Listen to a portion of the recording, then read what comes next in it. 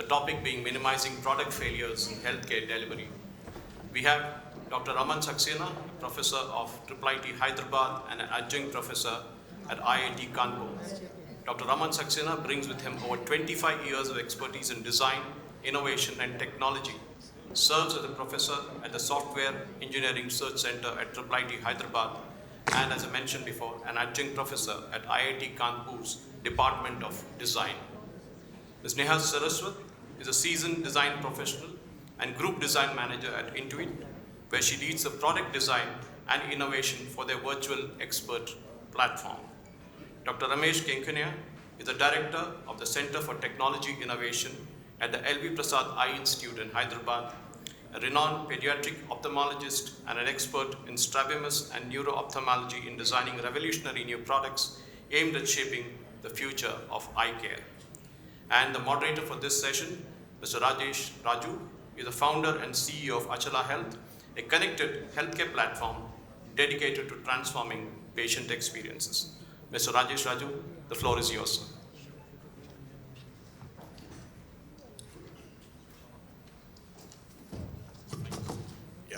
Good morning, everyone. I think it's an exciting, we had an exciting session just now. Learned a lot about how startups can collaborate with hospitals and research academia. I think now we have a good transition here. A lot of startups, a lot of companies, we are all want to focus on healthcare market, right? It's going through a transformation. It's having a lot of innovation in this sector in India. So just wanted to introduce the panel again. Dr. Raman Saxena, Professor at IIIT Hyderabad, Dr. Ramesh, Director for Center for Technology of Innovation at Prasad, and Ms. Neha, Group Product Design Manager at Intuit. So we again have a very good mix here, academia, hospital, and then industry. So it's an interesting combination, right? So we are talking about product design here. How do you make product, success in the healthcare market? It's the same question which, every entrepreneur thinks and dreams about, to make a huge unicorn and launch a huge market product in India. So just to give an idea on the healthcare, we have around approximately 42,000 hospitals, private hospitals in India. 26,000 rural hospitals with a bed capacity total in India around 2 million beds. So many patients getting treated every day, right? And similarly, there are 10,000 startups in India, and the expectation is, I think it's going to grow 3 times more in the next few years. So how do we tackle the product design? So what is the innovation, right? But there are, on the other side, we have product adoption at a very low rate. So if you look at clinicians or doctors, today their acceptance of technology for treating patients is only 20%, whereas in developed countries it's around 60 to 70%. Patients, 70% of the healthcare apps today they download and abandon after the first usage. That's really, not a very good scenario, right? 70%. 55% of the users, based on surveys, say they don't adapt because poor app design, complex interfaces, and they get frustrated using the applications. A recent survey says that only 10% of the health apps are customized to a particular patient. Or, if somebody is very looking to linguistic backgrounds, language, it's only 10% of the health apps are supporting in the customization front. 70% of elderly patients say that they cannot use the applications because it is designed for tech-savvy people, and they don't have large fonts, so they cannot use the applications. So on one side, we see a huge demand for applications to come into the market, and on the other side, you see a low adoption and really struggling to have the patients use the applications. So this particular panel is very interesting to see how we can bring these adoption rates very high to India. So I would turn to Dr. Raman. You're from the academia, you've seen a lot of research, you also ran a company before. So what would a company, if they want to build a product, what are some of the innovation frameworks or guidelines that they would like to incorporate in a product? Where should they start? So I think before starting to answer your question, I think I'm just trying to go back to the previous session and the presentation of Dr. Rao. So you must have seen that, he's talking about too much of intervention of technology in the medical care or healthcare, yeah? So that proves that, this technology is going to really be there and is going to revolutionize the whole healthcare system. He also mentioned the word called engineer multiple times. So technology, engineer are becoming the integrator of healthcare. But I was wondering, when you look at from a technology side, the healthcare, I myself being an engineer and a proud engineer and also a designer. So when I look back with this context and I go back to my Siemens days and look at how I was trying to solve the problem, my approach was very technology, okay? And because that was my mastery is, So I was feeling proud of working on state-of-the-art technology. I was always looking for best of the technology because that gives me the kick, okay? When I look back that and today what I'm doing, I feel that, technology is really playing a lot of role, okay? But unfortunately, because technology has been driven by the engineering, it also fails with no disrespect to engineers, yeah? So what happened is because I'm an engineer, I feel kick by working on a state of art. But in this process, what it happened is I forget about the people who are going to be the end user of this technology, who are going to be the user of this. Now coming to this, just to set this.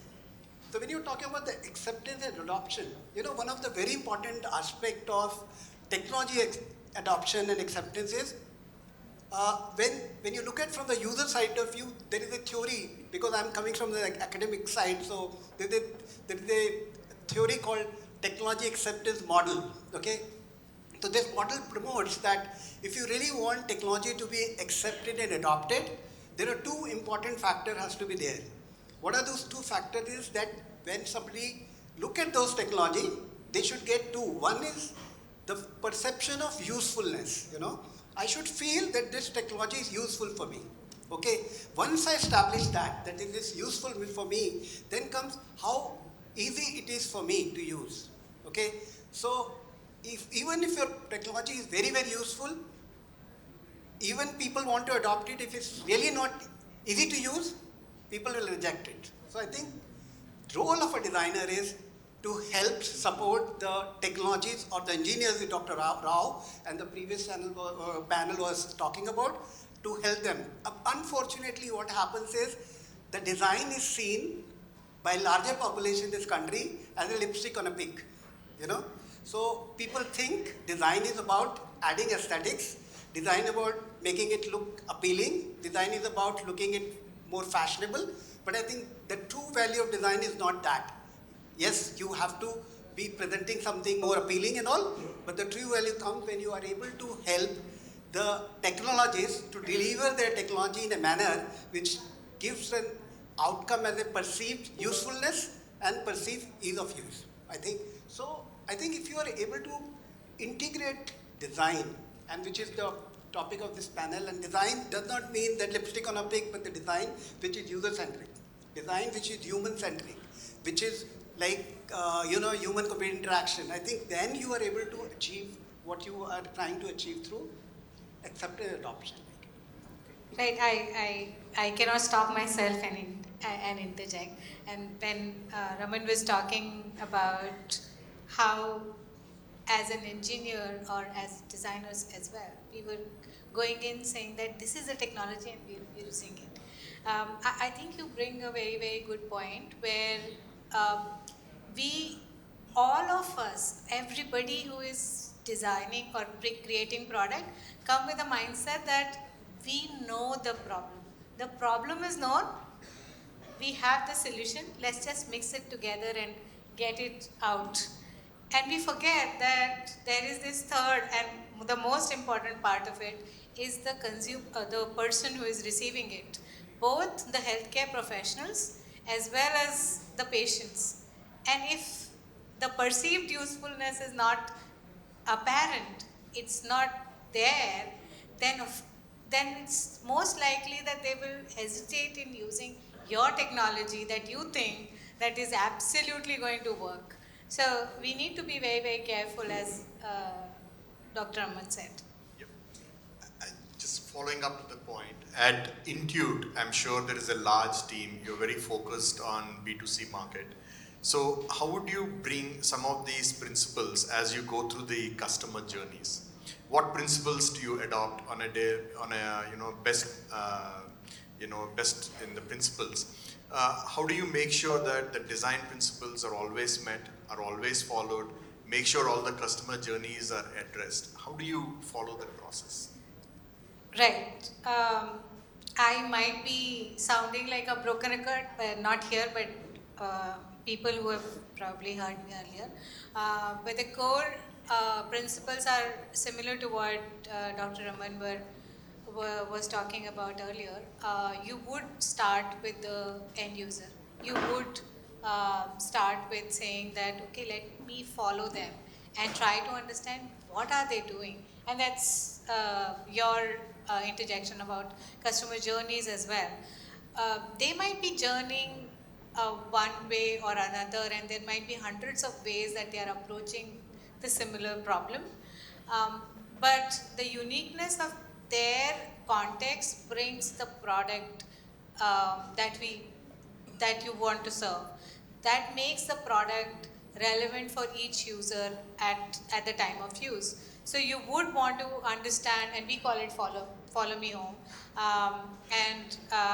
The three principles that Intuit follows for getting any product, making any product, is the first one is that it has to be an unaddressed problem. It's a need that is never been addressed by anybody. If you address something that is already being addressed, better support the person who is already doing it. Do not start at a place where you're competing with someone. So that's the first principle. The second one is then you should look for your expertise. Can you really solve it? And I get out and start solving each problem that I encounter, then I'll not be able to solve anything, absolutely. So I have to figure out my capability, or teams need to figure out their capability of solving it and saying that, okay, am I equipped to solve? And the third very important principle is that, do I have something in there to make money? Because unless you make money, you will not be able to support your own ventures. So the three aspects of this product design or product intervention, I think that they are absolutely fabulous, because they kind of let you, they ground you down, saying that, okay, you might be thinking that you are absolutely fabulous in doing things, but can you solve it really? And do you see any money in it? So those three things is what money, or say reach and market and people who really need it. So these three things are the core principles. Yeah, perfect. Because at Achala Health as well, we always look at, can we really solve the problems? When we walk into AIG or Kamineni or KIMS hospitals, there are 100 problems to be solved. So really gauging the problems that we want to address, and do we have the capabilities, I think it's a great checkpoint. And the third aspect is we also think about from an engineering aspect, right? So even my background, I'm from IIT Chennai. So that engineering thing saying that, hey, let me get into too detail. I think there is a fine line of, let me not get into too much detail, but at the same time step out and then see what is actually required for the patient journeys. I think all the three things I think play a very important role in product design. So moving to Dr. Ramesh garu. So LV Prasad Eye Institute is very known for doing a lot of R&D research, providing a lot of you want to eradicate childhood blindness. There's a lot of initiatives from LVPI. There is a unique challenge here, right? So not just taking a product into the commercial world. it is also has to reach to the rural side, because you want to solve the problem holistically, and that involves a different type of approach to a product design. How would you address that, sir? How do you take it as part of your product design? Yeah, thank you for that question. At Prasad, I don't know if you know, we have a system where the engineers and the eye care professionals, we work together. We are in the same building. It's not even we have to go to another building or another location. And they can come to the clinic, they can come to the operating room, they can go to the rural areas, check what is happening. And that way there is a collaboration is there. Second point is, Prasad fortunately has 300 locations. At the top there is a center of excellence. Next level there are tertiary centers. And the next level there are secondary centers. And the next level there are 250 plus vision centers. So you're talking about impacting at every point is our problem. We create a problem statement.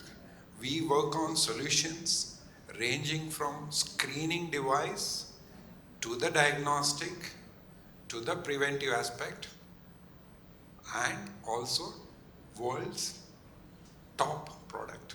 So our range of products, what we aim at is a different. And for any product to be successful, there has to be a problem statement. There has to be a solution. Correct. When you talk about solution, solution can be C2B or B2C or C2C. We create more of a social impact. Correct. From community to community is our kind of brand value. That's what we would like to create. How do you create? When you have a problem statement, people, administrators, eye care professionals, engineers, they sit together. That's the number one thing what we try to do it. We do, even our marketing team of late, we do a survey. Pre-product launch or initiating that product, we do a survey so that there is a felt need on that. Second thing is, as Dr. Raman said, always it's not we are happy, the healthcare professionals are happy, engineers are happy, because we think it's the best solution for the world. It's always. It's the best solution on both. The clinical innovator thinks, oh, this is a must needed thing for the world, we will do it. And the technology, we have put in our best thing for that.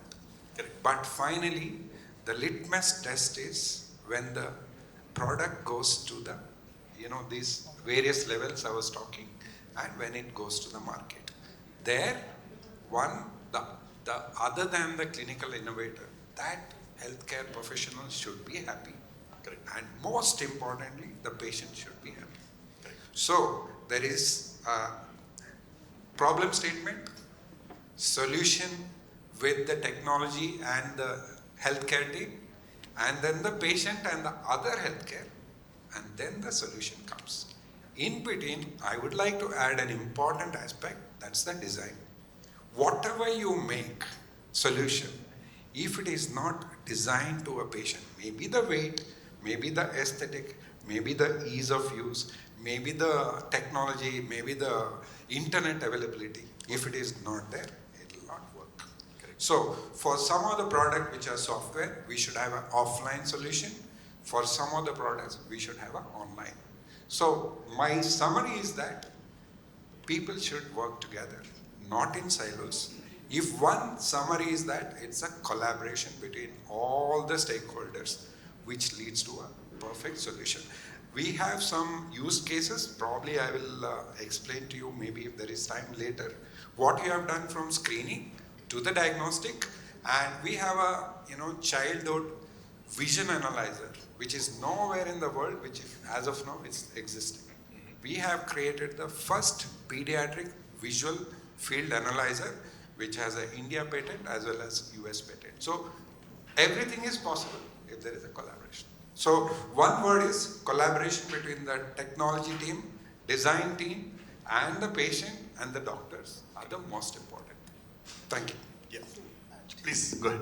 So I think since we are talking about the eyes, so just imagine all of us go through this eyesight issue, which is about reading glasses, yeah?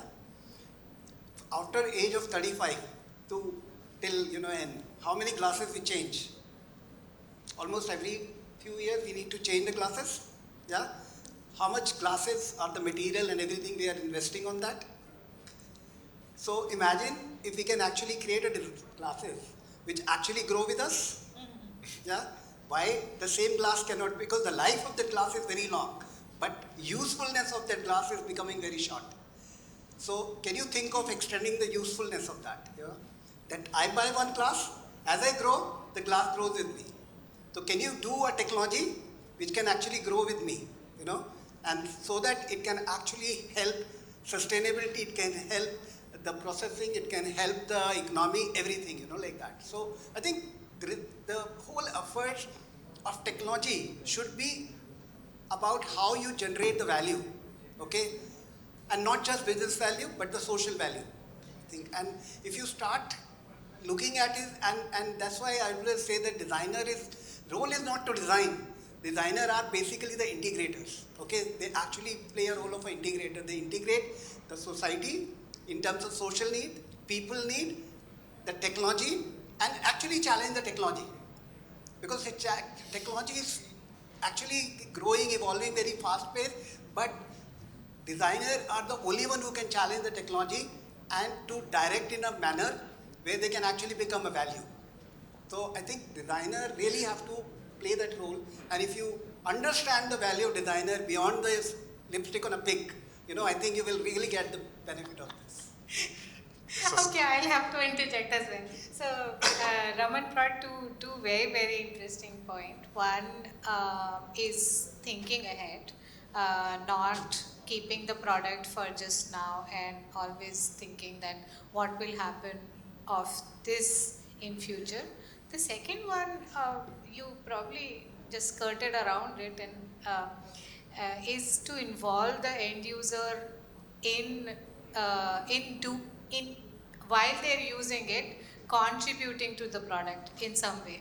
So tacitly here, the person is growing, and that's why they are contributing to the product in making it different power glass, but actively also in sense of how you see your product in users environment, both healthcare professionals and patient, and how the product can invite the user to contribute by inviting them to give us data, give us patterns, give us usefulness parameters, and how they feel, and how can we take that contribution and innovate better. One of the things. And the second, we are never designing for right now user. We are always designing for the future user. And we need to keep thinking about it. I may touch upon this later as well, but that's what I thought that's very important. Maybe I'll just touch on two topics that have come up, right? Sustainability design is what Dr. Raman Gar is saying. And feedback loops, when you're doing a product design, how important is it to really take the feedback from the patients or the customers, right?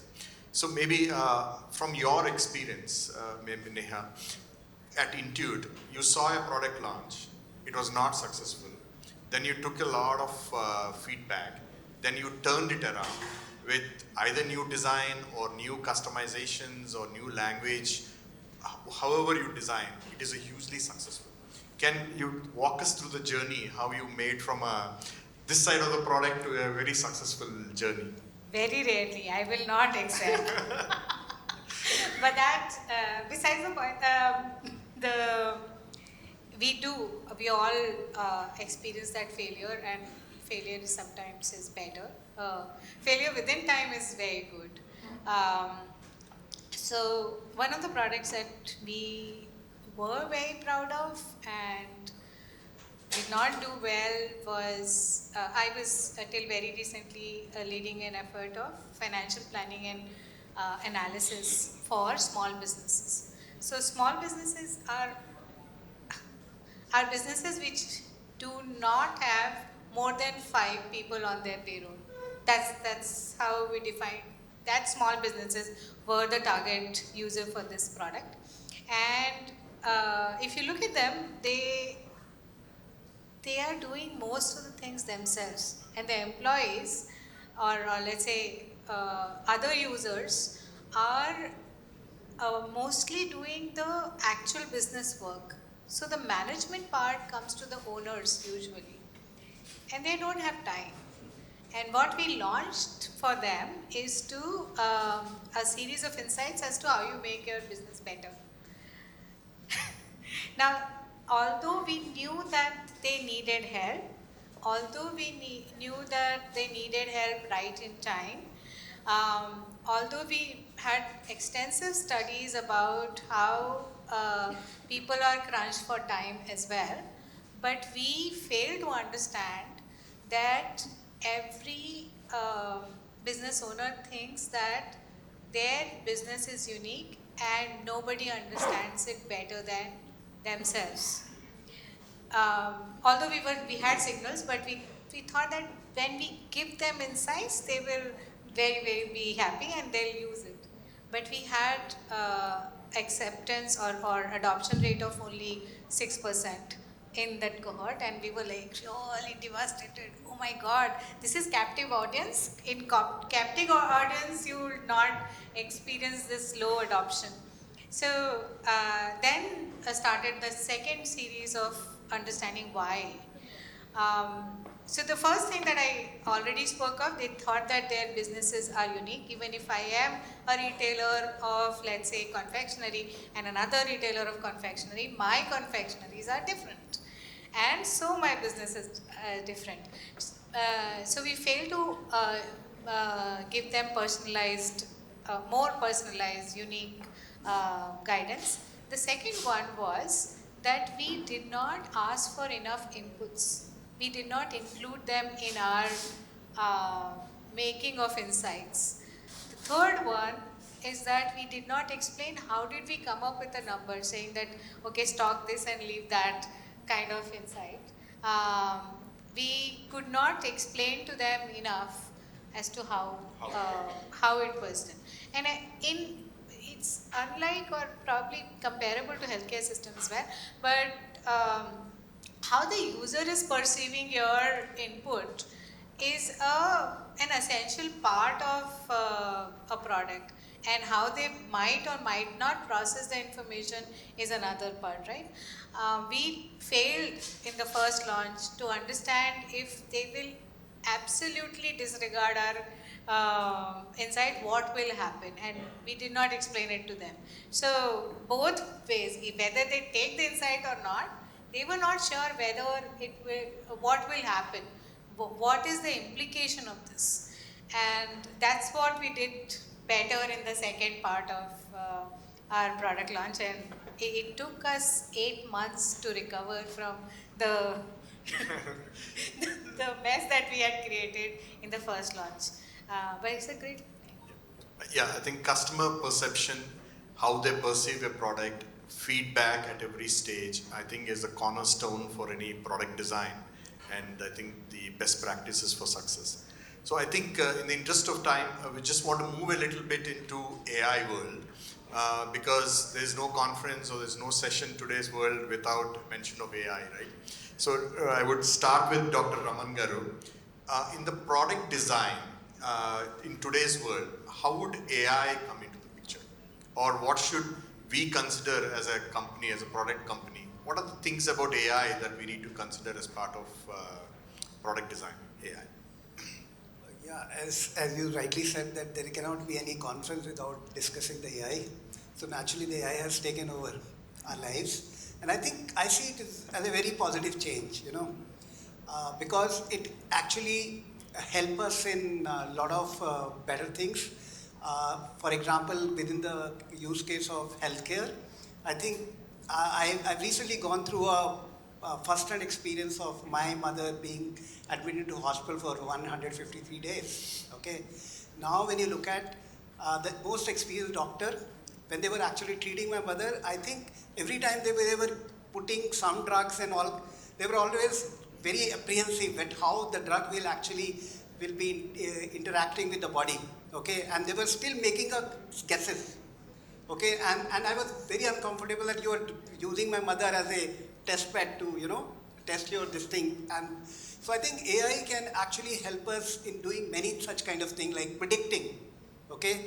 So AI can actually help us predicting what could be the possible thing happen if we do this kind, for example, if we do this product, this drug, or if we use this appliance and all kind of things. So this is one, because it has a power of predicting, and it's a very, predictive is not generic sense, it's a very customized prediction. That's the importance part of it, because not making a general engine, okay, it's actually customized it to your this thing, because it's taking care of a lot of your data, real-time data, and matching with the ML trained data, which is coming from the benchmark data kind of thing, So, but my worry is that in the process, you're also, because one of the problem I would say with the technology is that technology has power to accommodate or collect much more data than anybody else, okay? Now the problem comes that when you have so much of data, how much data actually is used for the right thing and how much data is actually just consumed, and what about my data how my data is being used?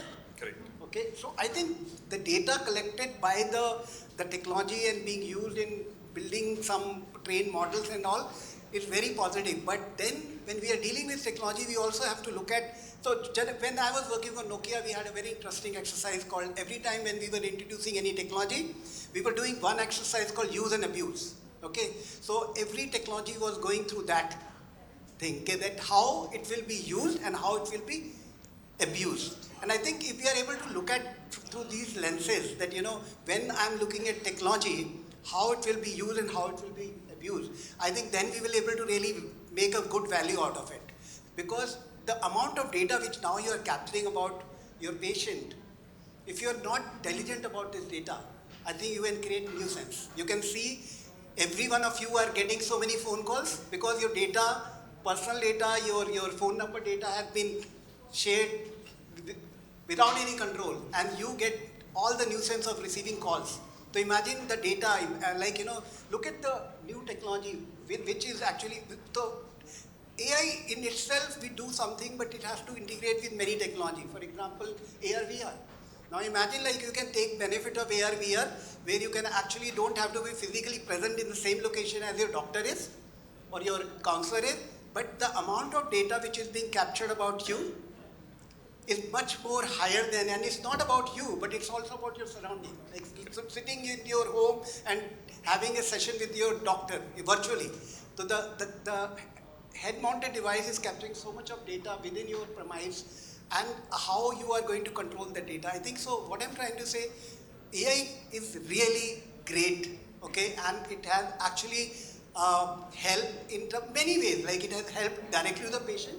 It has helped actually directly to the medical professionals, whether it could be nurses or paramedics or doctors and all. It actually helping building smart products. If you look at all the diagnostics, it is really helping the in terms of reliability of the diagnostic, accuracy of the diagnostic. But if it's somehow being abused, I think that is where you have to be looking at. So I think utilize this to best of the possibility and best of the use cases within the healthcare space. And I give you another, I'm currently working on a project for Meta, where we are looking at metaverse and metaverse is predicted to be actual realized platform in 2034. So now when you are actually looking over a technology which will come into existence in 10 years from now, why you want to wait for technology to happen and react to this technology? So we are actually working on looking at the metaverse from the two use cases point. One is the physical fitness and wellness, and also the mental health. And then trying to look at through three lenses. One lens is technology, other is business, and third is the policy. And then we are saying when the metaverse will be available to people, okay, and metaverse will include AI. How it should not create some problem for the people. So we are preparing right now through this project, research project, preparing for 2034 rather than waiting for 34 and then realizing, it goofed up. I think this is the approach I would really see with all the technology, whether it's digital twins. Digital twin is a great thing. You can actually do so many things with this. You can actually predict how the drug will react to the organs. Yep. Yeah. So I think only thing I'm just being a designer, I'm just trying to encourage it. Look at the both sides of the story. Look at how the technology is helping, but look also at how technology can be abused. So if you are preparing yourself with that, I think you are on the right track. Yeah, I think to summarize to what you said, looking at probably sentiment analysis, feedback, clustering of the feedback that you're getting, and applying AI models to that, I think probably will bring the design to the next level. So one last question to Dr. Ramesh Garu. LVPI, is pioneer in using AI in bringing into various aspects, right? Can you tell us, how LVPI is using some of these AI to bring, very usable applications, very practical applications, right? It's natural that ophthalmologists will use AI because it's an eye for an eye. Correct. One eye has a brain, one eye has, we have to give a network and give a logarithm where it can be used. So everything in ophthalmology, probably in radiology, probably in gastroenterology with imaging of the endoscope, and probably in dermatology, is all about, even if the clinical science or even the investigations. It's all AI, in the sense, it's all images. When you have image, for example, Prasad has many projects on AI. We take picture of the front portion of the eye, that is cornea. We also take pictures of the back portion of the eye. For example, in the back portion, diabetes mellitus is the very, very common kind of disease, right? It's very prevalent in the general population. From a patient perspective, they have to get just that image, probably in their center, or in a city, or in a rural area. That has to go into a command center. It has to go through an AI algorithm. It can say, okay, there is a grade 1 retinal effect of the diabetes, or grade 2, or this is serious. This might need laser, this might. You can implement at all levels. Glaucoma is a silent thief of vision, right, where the pressure is more. We have an algorithm where we can take a picture. With the picture, it can tell whether there is a mild or moderate and a severe. So I'm just giving few examples. We have multiple projects on that, because even when you develop a new product, we try to incorporate this. Okay, we have learned after putting this test to 2,000 people, we got this information. Okay, if you see this is the size, this is the predictor of this disease. So we are trying to put, and as I said before, we have data scientists, we have an AI team, we have engineers working in-house. That makes us very useful. One last thing I want to say is, all our records from 2014 is electronic medical record. So in a day, across the network, we see 5,000 patients. We do around 500 surgeries. So the data is available, and always we are trying to collaborate with many people, because I always believe in collaboration with the AI tech people. We have the data, can we work together? Because there are hundreds of projects. Correct. Which may not be able to complete everything by ourselves. We need collaboration. What is the end goal? It can impact India, it can impact high income countries, it can also impact LMICs. Correct. So that's the final thing we are looking at through AI. Yeah. Thank you. Wow. Yeah, I think integrating AI into either your patient workflows or hospital workflows, I think is a key to start when you're also looking at product design. And to maybe in the interest of time, any questions from the audience?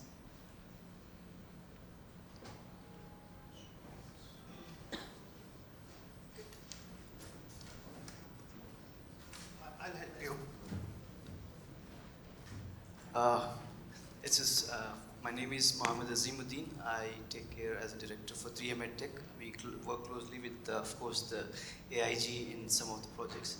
Firstly, the topic which is human-centered, which really kept me awestruck and also it would have been patient-centered design. That would have been more, in fact, as we are talking about healthcare delivery. As Mr. I forgot, sorry. Dr. Ramesh, you have been emphasizing on design, and which is the key, ingredients are collaboration with tech as well as the healthcare professionals, right? My question is like, in India, if we talk about an idea which is getting into, transformed into a healthcare delivery product versus India versus Western world, what do you think, we are at what stage? So, India versus Western. I am not going to answer that design. Design is an integrator between the technology and the final product. Very, very important link. But to deliver a health product in India versus US, what is the challenges or plus or minuses? In Western countries, developed countries, they have money, but our situation is we don't have much money. We work with low resources, but we have complexity to make a simple solution. We have a complex situation which we can make it. So they have money, but we have data. And when you deliver a product, I can deliver a product in India with whatever difficulties, probably 50% less time compared to a Western. Like for example, we have a healthcare incubator. If you want to validate a product in eye care, we can do it in 6 months. Where in Western, maybe in Europe or US, even the collecting patient from primary care to tertiary care, it will take years. So time versus money. We are on an upper hand with time, but I'm not saying we have completely resourceful. People are investors, angel investors, government, non-governmental, and if we collaborate, we have time and data on our side. Only thing is, we need that financial support.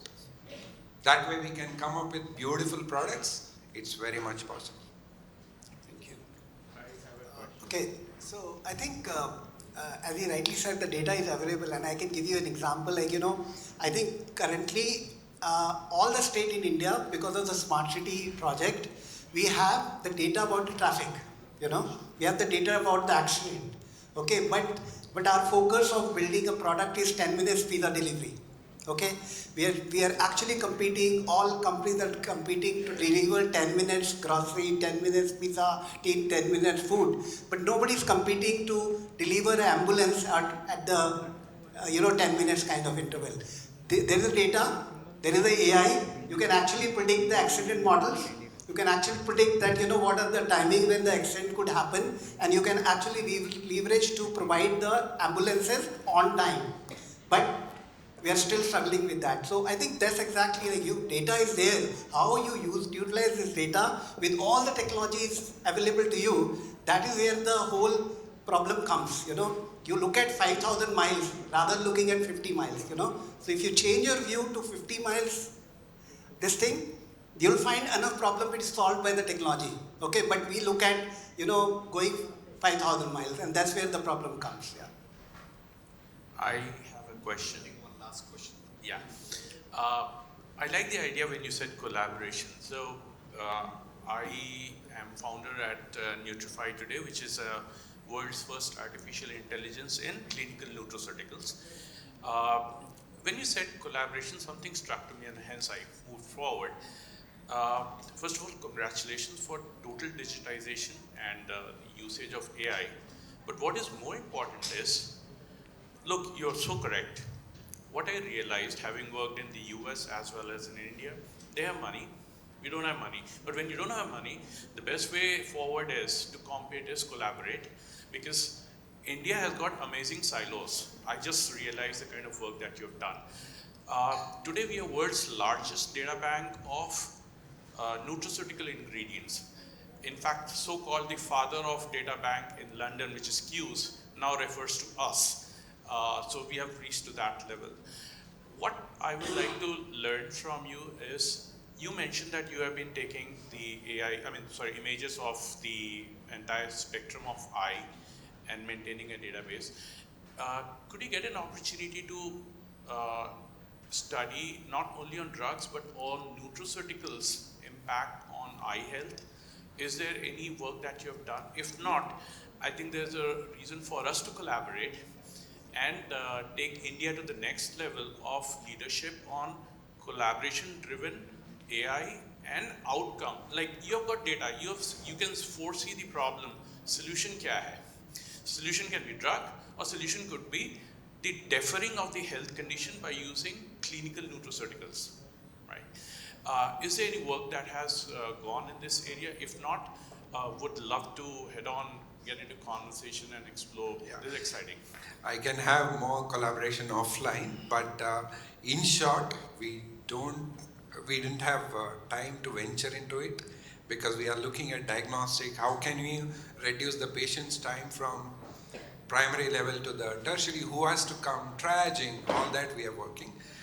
Whatever we eat, in 2024, the health is going, what you eat depends on your, that defines your future in terms of, biome. Your gut is so important in terms of your chances of dementia, your longevity. Lot of things are connected to what you eat. I feel there are a lot of options to study this. Maybe in the formation of most important cataract there is a role. We have limited resources. That's why we need to collaborate. Because doctors should not think of becoming learning Python and I will write a program. No time for that. We have to see patients, but in Prasad we have 30% time for research and innovation for the clinician. In that 30%, they have to work with a data scientist or engineer to give feedback on both sides and work together. So we are welcome to work in this kind, but I will talk to you more offline because of time factor. Sure. So there's one more question. Before I hand it over, one question I want to ask you is that there are two people from NIT. I aspired to get into NIT 20 years back. Why NIT is not mushrooming the way how IITs and IIMs are mushrooming? That's one thing which I would like to know. Second thing I want to understand is that when consumer is coming into the picture, why the usability is coming by default by the Indian innovators, but it is more from a industrial purpose, this thing. So let's look at the aesthetic looks of this green color, the sofas. Even a carpenter is going online and studying it, replicating it. So I'm just leaving these questions to two people from NIT. I don't need an answer. This is for everyone to think that why NIT is not mushrooming, and why, can you put it forward to Modi ji? Okay. So there was some question. Hello, this is Dr. Raghunath Rao. I am a retired scientist, a senior deputy director from the ICMR, Indian Council of Medical Research, National Institute of Nutrition. In fact, in the first session also, when they said collaboration, ICMR had collaboration with the Asian Institute of Gastroenterology. We the one who helped them to develop therasites, and we were collaborating with them. Similarly, LV Prasad Institute also we collaborated. We have done the effect of curcumin on the development of cataract. I hope you must be knowing Dr. Banu Prakash Reddy, who has done excellent work on using nutraceuticals for prevention of this cataract. I think it's only just, I want to add this information. Yeah. ICMR is collaborating, and we have scientists, we have clinicians, we have statisticians, we have experts from the instrumentation. So we have all the paraphernalia to work on these collaborations. People can approach ICMR, submit projects, we can fund them also. That's what just I want to add. I just want to clarify, when nutraceuticals AI, are we doing anything yet? No. Clinical research on the development of cataract, even now we are studying the gut microbiome, how it is affecting the diabetic retinopathy. Things like that, our researchers are doing it. But I'm only at a larger scale.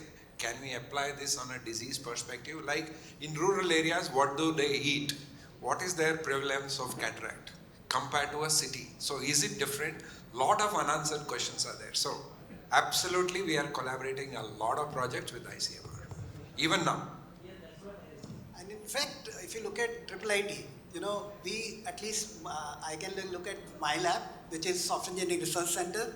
We collaborate with other labs like cognitive science, humanities and all, and then if you look at the whole portfolio of the research project which we are engaged, are like, you have project being done for DRDO.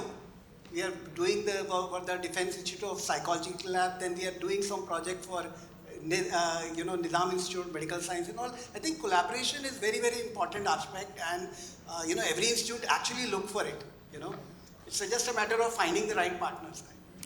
Well, thank you very much. I really need to interrupt here. I'm sorry. So we have a boardroom session. Please deep dive. And we promise that we have a CEO of Apollo MedSkill. He has assured me that this session would go to 10,000 people. Am I correct? Where is he? An idea, a question we can answer in privacy. Huh? Dr. Srinivas, if he's there somewhere. Okay, Dr. Srinivas? Okay, so I would be requesting Dr. Amresh, please come. You have to hand over the mementos. I just wanted to thank you, the panel, and for taking the time and walking us through the product design principles, especially for healthcare. But the overarching theme that we are all talking about is, it looks like collaboration, how we can bring industry, hospitals, and the technology team together. So that's the key. So please work with a hospital or a research agency before going too much into the product. And because we don't want to over-engineer, we just want to do the right design for product success. Thank you everyone.